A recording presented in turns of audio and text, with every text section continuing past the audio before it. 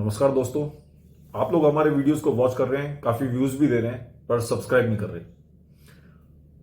आपसे दरखास्त है कि आप प्लीज सब्सक्राइब करें और शेयर करें हमारे वीडियोस को।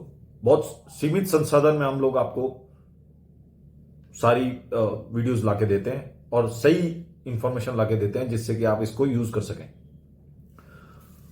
आज हम जो बात करने जा रहे हैं वो है बांग्लादेश का जो ट्रांसशिपमेंट फैसिलिटी जो है बांग्लादेश की, वो बंद कर दी गई है। अब ट्रांसशिपमेंट फैसिलिटी है क्या? ट्रांसशिपमेंट फैसिलिटी एक स्पेशल फैसिलिटी बांग्लादेश को दी गई थी कि अगर वो चाहे तो हमारे एयरपोर्ट से, हमारे पोर्ट्स में अपना गुड्स को ट्रांसपोर्ट करके और अपनी चीजों को ट्रांसपोर्ट करके वो यहां से एक्सपोर्ट कर सकता था। इससे उसको काफी एडवांटेज था, काफी उसको फैसिलिटी थी। वो कम कीमत पे अपने एक्सपोर्ट्स कर सकता था। भारत ने भी इसलिए ये फैसिलिटी बांग्लादेश को दी हुई थी कि वो एक एट पार एक्सपोर्ट कर सके और फायदा उठा सके। पर इसका बांग्लादेश ने नाजायज फायदा उठाया। हालांकि ये फैसिलिटी बांग्लादेश को ही नहीं, भूटान को भी दे रखी है और नेपाल को भी दे रखी है। पर अभी बांग्लादेश की ट्रांसशिपमेंट की जो फैसिलिटी है वो रोक दी है। अब ये central board of indirect taxes, CBIT जो है, basically CBSE, central board of indirect taxes, इसने ये फैसिलिटी रोक दी है। उसका मेन रीजन था 2020 में ये जब फैसिलिटी स्टार्ट हुई थी तो हमारे एक्सपोर्टर्स बहुत परेशान होने लगे, उनका माल रुकने लगा, बहुत ज्यादा कंजेशन होने लगा एयरपोर्ट्स पे।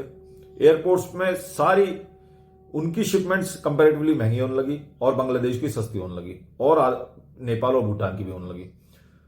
अब जब अगर हम फ्लैशबैक में जाएंगे तो जो अभी मैं इसके बाद बताऊंगा कि क्या कारण है कि बांग्लादेश से हमारे रिलेशंस खराब होते जा रहे हैं। अब जो इंटरिम कंसल्टेंट हैं, एडवाइजर हैं बांग्लादेश के, कहा तो इंटरिम एडवाइजर कहा जाता है बांग्लादेश के गवर्नमेंट का, बट वो खुद ही अपने प्रधानमंत्री बने हुए हैं जिनका नाम है मोहम्मद यूनुस। बड़े पागलपन और बड़े अजीबो गरीब से बयान दे रहे हैं। अब उनकी स्टोरी सुनाते हैं एक एक करके। उन्होंने अभी थोड़े दिन पहले एक बयान दिया था कि 7 सिस्टर्स इंटरलॉक्ड हैं और हम ही समुद्र के बादशाह हैं, हम ही समुद्र के राजा हैं। ये भारत को नागवार रहा। भारत को ये बात पसंद नहीं आई, बिल्कुल भी पसंद नहीं आई। बड़े बड़े जो हमारे थिंक टैंक्स हैं, बुद्धिजीवी वर्ग है, उनको बिल्कुल पसंद नहीं आई। इवन जो चीफ मिनिस्टर है आसाम के, विश्वास जी, उन्होंने तो यह तक कह दिया कि हमें इसके बारे में सीरियसली सोचना चाहिए कि बांग्लादेश को कैसे तोड़ा जाए और बांग्लादेश का ये रवैया बिल्कुल ठीक नहीं है। वो ये कहीं ना कहीं ये बताना चाहता है चाइना को कि आप यहां से रोड बना सकते हैं। चिकन नेक सिलीगुड़ी कॉरिडोर की बहुत ज्यादा बातें हो रही हैं, वहां से आप रास्ता बनाइए, अरुणाचल प्रदेश आपका ही है। तो इनडायरेक्ट वे में वो हिंट दे रहा है चाइना को जाके कि आप यहां से रास्ता बनाइए। और एक जैसे आप पाकिस्तान में आपने एक लंबा रोड का जो प्रोजेक्ट बनाया, वही रोड का प्रोजेक्ट आप सिलीगुड़ी कॉरिडोर, जिसको हम चिकन नेक कहते हैं, वहां से बनाए, जो वाया नेपाल से आए और बांग्लादेश तक आए। यानी कि कहीं ना कहीं हमारे 7 स्टेट्स को वो काट दे चाइना और युद्ध कर दे और इसको खत्म कर दे, जिससे कि वो सेपरेट हो जाए। तो ये उसका मकसद है। तो इस बात से हमारे लोग, हमारे सारे लोग, पॉलिटिशियंस हो, चाहे वो बुद्धिजीवी वर्ग हो, चाहे वो आर्मी से रिलेटेड एरियाज के लोग हों, वो सब इससे नाराज हैं। अब इसके बैक फ्लैश में जाता हूं मैं, फ्लैशबैक जिसको कहते हैं। तो हम बताते हैं कि बांग्लादेश ने क्या क्या हरकतें करी हैं। शेख हसीना के समय भी बांग्लादेश चाइना से अटैच था। चाइना से अटैच तो सारे स्मॉल कंट्रीज रहते ही हैं, छोटे कंट्रीज रहते ही हैं। वो कहीं ना दोनों तरफ से बेनिफिट उठाते हैं, फायदा उठाते हैं, चाहे वो भारत हो और चाहे वो चाइना हो, पर वो बराबर का फायदा उठाते हैं। पर वो, और दूसरा, वो फ्रेंडली रिलेशन भी रखते हैं भारत से। पर यहां अब ये बिल्कुल दुश्मनी वाला रवैया अपना रहा है। 2013 में शेख हसीना के समय पे एक डील हुई थी बांग्लादेश की चाइना से, चीन से हुई थी। उसमें क्या, मांगला पोर्ट जो था,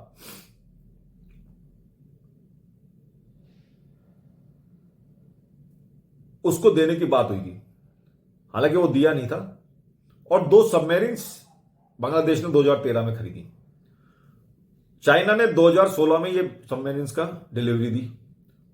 उस समय एक और कॉन्टेक्ट किया कि हमारे जो 2 शिप्स पड़े हुए हैं, जो बिल्कुल खराब शिप पड़े हैं 2016 में, उनका रख रखाव आप ही करेंगे। यानी कि बांग्लादेश ने चाइना को कहा कि आप हमारे दोनों शिप्स का ध्यान रखेंगे। यहां तक बात ठीक थी, वो एक नॉर्मल बात थी, शेख हसीना के समय था, जो हमारी फ्रेंडली प्राइम मिनिस्टर थी। अभी फिलहाल उन्होंने क्या किया है कि एक पूरा मंगला पोर्ट जो है वो पूरा उनको संभालने के लिए दे दिया है चाइना को। ये बात उन्होंने, जो सिर्फ कोलकाता से सिर्फ 200 किलोमीटर दूर है, ये नागावार गुजर रहा है इंडिया को, और ये एक तरह से ये आईएसआई और चाइना दोनों के वजह से हो रहा है। दूसरा एक एयरपोर्ट जो है, आईएसआई चाहती कि वो चिकन नेक से 120 किलोमीटर दूर, जिसका नाम है लाल मोने रोहत, अजीब सा नाम है, लाल मोने रोहत नाम से, लाल मोनी रोहाट, ये उस एयरपोर्ट का नाम है, जहां वो 120 किलोमीटर दूर है, वो हमारे एक दूसरे एयरपोर्ट से, जिसका नाम है, ये चिकन नेक से भी 120 किलोमीटर दूर है, हासीमारा बाग। हासीमारा एयरबेस से सिर्फ 120 किलोमीटर दूर है।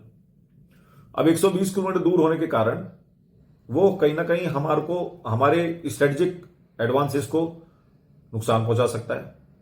ये बात भी बिल्कुल भारत को पसंद नहीं है।